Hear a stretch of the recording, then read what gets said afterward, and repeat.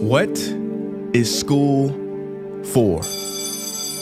Feel free to call me slow, but I spent 16 years going to school, and I still don't know. When I finished, I didn't know how to do my own taxes, purchase a home, or apply for a loan. I didn't know a thing about investments, building credit, or getting a job. I graduated at the top of my class, and what did I have? This fancy diploma to sit at home with my mom. But luckily, they did teach me some important skills like factoring trinomials and how mitochondria is the powerhouse of the cell. I'm so happy I remember the Pythagorean theorem, because it helped me a lot. Okay, I'm lying. Let me stop. Because all the stuff they taught me, truthfully, I forgot. Mom, remember when you would ask me, what did you learn in school today? And I would say, nothing much. I wasn't being modest. The truth about it, Mom, is I had already forgotten. And it's not just me. Millions of students sing the same song. How many of you guys avoid eye contact with the teacher to try not to get caught upon? Afraid to raise your hand for fear of being wrong, which proves that school isn't an environment for learning or building up the intellect. It's just a game you play for grades and how many A's you can collect. But I guess what do you expect when the most commonly asked question in class is this gonna be on the test? Is this gonna be on the test? See, if school put learning instead of testing and memorizing as the top standard, then the letter F would not stand for failure. It would stand for find another answer. And if school was really interested in our personal and academic success, students would wake up later, have more freedom, and homework a lot less. And that's not my opinion. This conclusion has been scientifically tested and proven. And any teacher that doesn't believe me, feel free to check my works cited page to inspect. Oh, and I did it in MLA format because I know that's all you will accept. See, students would get more benefit from an extra hour of sleep than putting them through the torture of an extra essay, reading 150 pages, doing problems 1 through 60 on the worksheet, and having 3 projects due by the end of the week. Not only is it pointless pain, but it's also dim-witted, because we get so much work, but they don't teach the time management skills to deal with it. See, in school, we are controlled by bells. We have to learn in rooms with the feng shui of a prison cell. We have to ask permission to relieve bodily functions, but not before the teacher asks a million questions like, why didn't you go before class? I'm sorry, my bladder is kind of on its own schedule and it's not always timely. See, teachers always say, use your time wisely. But that never made sense to me. Because these 6 cruel hours of our lives we call school might literally be the worst use of time management ever in history. Think about it, the traditional teaching method is foolish. No, it's useless, multiplied by the square root of stupid. What they do is they cram information in your head, force feeding you, and then you throw it up on the test. That's not education, that's bulimia. And the more bulimic you are, the better you will do on their assessments. So it's no wonder why so many students graduate mentally and emotionally anorexic. See, school teaches you how to memorize dots. True education should teach you how to connect them. True education teaches you how to catch a fish. School teaches you, yeah, you caught the fish, but you didn't show your work, so it doesn't count. Throw it back.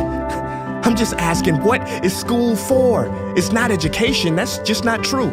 If you still think that, you might be sniffing glue. See, the word education comes from the Latin root educe, meaning bring out, i.e. bring the gifts out of a person and make them viable. But school doesn't bring out much, it just stuffs more facts inside of you. Now some of that stuff is justifiable. We need reading, writing, and some arithmetic, that's fair. But are you telling me metamorphic and igneous rocks are more important than self-care? If suicide is the 3rd leading cause of death of ages 10 to 24, and Harvard studies suggest the biggest predictor for success is self-control and emotional health, then why the heck aren't we taught how to handle stress, bullies, or rejection? How about anxiety or depression? You know, skills we need for our entire lives. Bro, I don't even know how to cook. I'm honestly surprised I'm still alive. But hey, at least I can name all the battles that happened in the Civil War. Seriously, what is school for? Some say you need it to be successful, and that's something we do not doubt. But do you own a MacBook or iPhone? Did you know they both were created by a dropout? Are you watching this video on Facebook or YouTube? Doesn't matter which you choose. They both were created by dropouts. Ever use Snapchat, WhatsApp, shopped at Whole Foods? Well, thank a dropout. Does your home furniture come from IKEA? Okay, don't get the wrong idea. He was not a dropout. Don't be a fool. I mean, how could he drop out? Ingvar Kamprad, founder of IKEA, never even went to school. I know what you're thinking. He's just picking and choosing. There's millions who didn't go to school that aren't successful. Who is he fooling? And you're right. But open your history books and start perusing. You'll find the very people we idolize in school never really had formal and/or secondary schooling. I'm talking George Washington, Abe Lincoln. America's best presidents had zero school between them. Ben Franklin, Thomas Edison, shall I proceed? Ernest Hemingway, Mark Twain, Teddy Roosevelt, Margaret Mead. Now please, I'm not saying drop out, because some schools are great and many teachers are rare treasures. I'm saying that there's a difference between people who are smart and people who score better.